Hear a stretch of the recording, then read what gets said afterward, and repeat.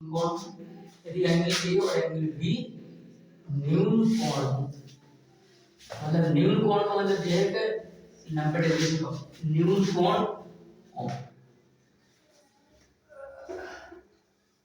न्यून कोण जहां cos A बराबर cos B, जहां cos A बराबर cos B,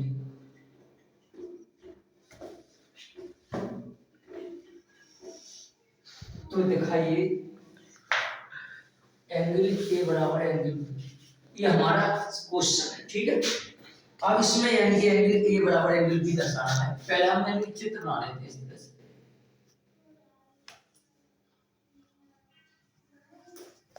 अब इसमें कहना है कि एंगल ए और एंगल बी न्यून कोण है, एंगल ए और एंगल बी न्यून कोण है। न्यून कोण मतलब 90 डिग्री का है, 90 डिग्री से कम है। तो इनकी बी और सी और ए, अभी तो 90 डिग्री से कम होगा, 90 डिग्री का होगा, तो एंगल ए और एंगल बी क्या है, न्यून कोण है, 90 डिग्री से कम, ठीक है। तो यानी कि cos a बराबर क्या होता है, देखिए cos a बराबर जो सूत्र होता है वो cos a बराबर होता है वो एंगल ए की यानी कि संलग्न भुज, एंगल ए की आधार भुजा, एंगल ए की आधार भुजा,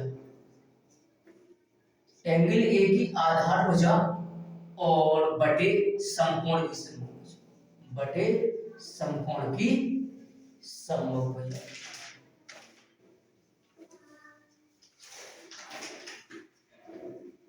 बटे समकोण की समभुज।